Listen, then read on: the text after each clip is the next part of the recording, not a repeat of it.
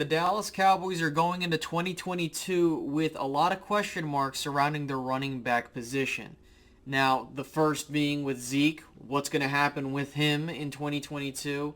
Then you got the guys behind him, Tony Pollard. Are they going to use him a lot more, especially in the passing game? But what about the others behind those two? Can we see the Cowboys use more than just Zeke and Tony Pollard, or is that just going to be the combination they roll with this year? So we're going to discuss that in today's video, but before we do that, if you guys could do me a solid favor and like today's video, it doesn't take too long to do, and it's greatly appreciated as it makes the video perform better in YouTube's algorithm. Next, if you haven't subscribed to the channel, I highly recommend you do so, which 87% of you are not, so odds are you aren't. So make that big red button gray and join the club and be a part of this little community we got going on. Now, the big question with the Cowboys running back position is Ezekiel Elliott, right? When you look at how much money that Ezekiel Elliott has been making, that's not a problem with me, just as a side note. It's the pressure and expectations that fans as well as the media generate on him, right? Okay, you got a guy that has an $18 million cap hit at a running back position where literally the golden rule is don't pay a running back. Now, the one thing I will say is Zeke definitely earned the contract. He showcased in the first 4 years of his career that look, or even hell, the first 3 years before he got the extension and then had the year he had in 2019, that yeah, he's the best running back in football, in my personal opinion, when you go back and look. Now, of recent, that hasn't been the case, but when you actually look at the statistics, it's actually crazy to know, Zeke really hasn't had a season where I'm like, oh, whoa. What I mean by that is that when you look at Zeke has not had a season where he's had less than 970 rushing yards and 6 rushing touchdowns. If you want to include, receiving into that game, because that's also a part of his job, Ezekiel Elliott has never had a season where he's had less than 1,000 scrimmage yards or a season where he's had less than 8 touchdowns. That's remarkable. So if you think about it, you have a guy that's consistently giving you 1,000 yards of production some way, somehow, and on top of that, he's getting you at least 8 touchdowns a season. That's important. That's something that you have to look at. Now, I understand that people might be thinking and going into the comments, oh, Space Cowboy, stop making excuses for Zeke. Well, here's the thing. Zeke has not had a season where I'm like, yeah, this dude's washed. He's had, having a 500-yard season. Now, there have been games last year where I'm like, okay, something's up. But the fact that he was on a torn PCL and he was able to put up the season he had, okay. Now, what the Cowboys have done, and we're going to shift this over to here, is Tony Pollard has been an intriguing situation with how him and Zeke have built this 1-2 combination. Now, if the Cowboys are smart, as they kind of were trying to do it last year, you're going to have to give Tony Pollard the ball in the receiving game because he is a dynamic weapon. Because, when I would go back and look at how the Cowboys would use Zeke in the passing game, the screens and stuff like that, maybe they could use the screens a lot more. That's just my opinion. But that is something that is pretty important, the Cowboys being able to use their running backs a little bit more effectively. Now, the good part about having this 1-2 combination is that Zeke is able to not take as many beatings, and also having a young guy that has a different dynamic to the game coming to, relieve Zeke is huge as well.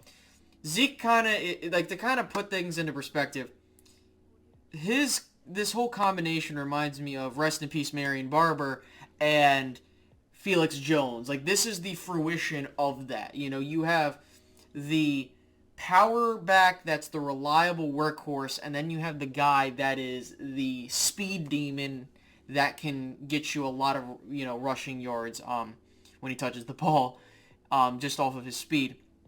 And that's something that I've been wanting the Cowboys to have. I love having a dynamic running back room, and I think that they were able to achieve that last season.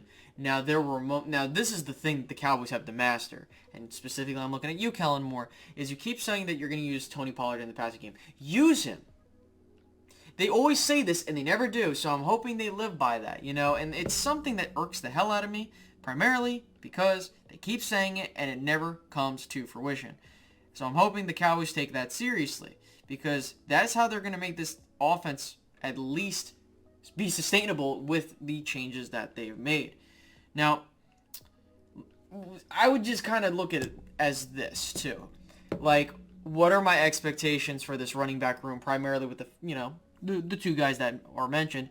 They got to at least get 1,500 yards together or be effective. I don't really care the yardage. As long as you're doing your job and it's winning us games, that's cool. The Cowboys need to know when to go with the hot hand. Like, if Zeke's having a good game, give him the ball. If Pollard's having a good game, get him the ball. Like, you got to go with what works. And that's something that I'm worried the Cowboys won't do. And I'm probably right on that. Now, with that all out of the way, moving over to the guys behind them, you have individuals like Rico Datto, who I was pretty high on going into 2021. Unfortunately, with his injury, he wasn't able to make the team. I really hope he continues to grow in his position. I really like what he could bring to the table. He showcased during the preseason he has Tony Pollard-like abilities that we could use. And considering that, hey, where he comes from and, being this undrafted free agent that the Cowboys have held on since 2020, that could be a possibility that the Cowboys do. Not saying I would promote it, but if they decide that Tony Pollard, they don't want to pay him, you could see Rico Datto be the next guy up, whether you like it or not. Now, other guys like Jaquan Hardy, Ryan Nall, Nick Ralston, and then you have two other guys that, you got, what's his name, Malik Davis and Aaron Shampklin. I don't know how to pronounce it. Those are the guys where whatever happens, like your practice squad guys. I think there is room for a third running back on this roster, and, I think Ryan Nall will probably get that nod because of the special teams aspect that he brings. But, I don't see this team holding 4 running backs. 3 probably, and I would bank my money on Ryan Nall again. But, yeah, that's kind of where I look at it there. In terms of like a letter grade that I'd give for this position group, assuming that we're accounting for Zeke being healed and Tony Pollard doing his thing, I gotta give this group, if I'm being honest with you, a B+. And the reason I'm giving it a B+ is this comes down to how the Dallas Cowboys move forward. If both Zeke and Tony Pollard are on their A game, that's cool.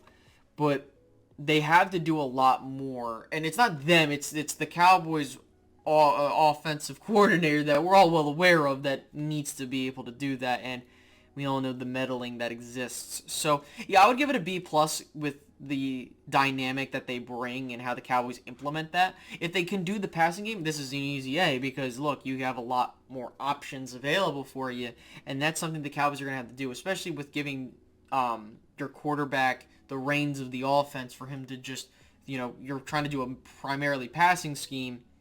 That's important. So, with that being said, that's your running backs position evaluation. I think that the Dallas Cowboys are set for this season. Long term is a different question, and we'll talk about that later down the line. But yeah, I'm giving that a B+. So, if you guys enjoyed this video, by all means, make sure to like, subscribe, comment how you feel, and hit the notification bell. We'll get to wide receivers in the next video. We'll talk about how we feel about the changes made there. But yeah, I hope you guys enjoyed, and I'll catch you guys later. See you guys. Goodbye.